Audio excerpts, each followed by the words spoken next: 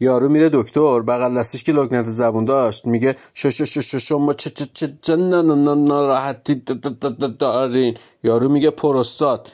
بغلیش میگه ببخشید پروستات میگه همونطور که شما حرف میزنی من میشاشم. جعفر میره سربازی، تو آموزشی بهش میگن اگه 3 تا دشمن اومدن سمتت چی میکنی؟ گفت پدرشونو در میارم. گفتن اگه 4 تا بیان چطور؟